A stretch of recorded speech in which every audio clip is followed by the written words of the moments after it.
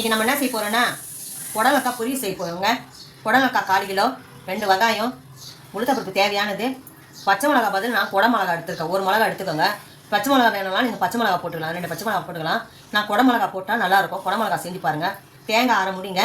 கறிக்குள்ளே தேவையானது செய்யறதை வாங்க பார்க்கலாம். கடாயை வச்சுட்டு தேவையான எண்ணெய் ஊற்றிக்கலாங்க. கடுகு போட்டுக்கலாங்க. உளுந்தப்பருப்பு போட்டுக்கலாங்க.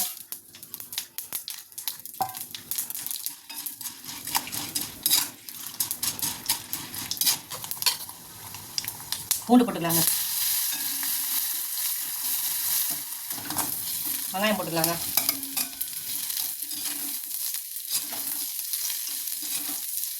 பச்சை வாசனை போகிற வரைக்கும் கொஞ்சம் நல்லா வதக்கிக்கணுங்க. கறிப்பில் போட்டுக்கலாங்க.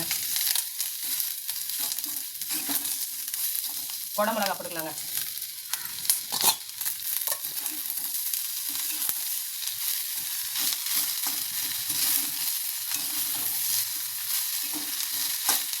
புடலங்காய் போட்டுக்கலாங்க.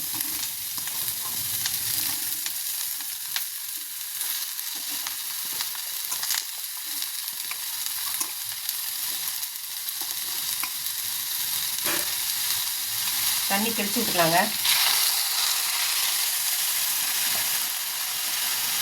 மஞ்சத்தூள் 1/2 டீஸ்பூனுங்க. சால்ட்டு 1/2 டீஸ்பூனுங்க.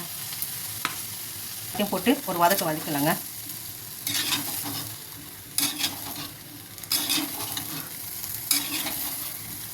தயிர் சாதத்துக்கு, ரசம் சாதத்துக்கு, சாம்பாருக்கு எல்லாத்துக்கும் நீங்கள் வச்சு சாப்பிட்லாங்க. இது சாப்பிட்டு பார்த்து சொல்லுங்கள் எப்படி இருக்குன்ட்டு. ஒரு 10 நிமிஷம் வந்த உடனே தேங்காய் போட்டு இறக்கலாங்க. இப்போ தேங்காவை போட்டுக்கலாங்க.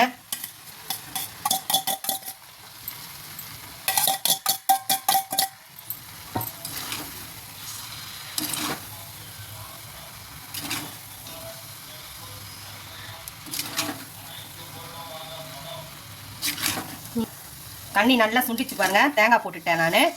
அதோடு முடிஞ்சிருச்சுங்க. இப்போ எடுத்து வச்சு நீங்கள் சாப்பிட்ணும். நல்லாயிருக்கும். செஞ்சு பாருங்கள்.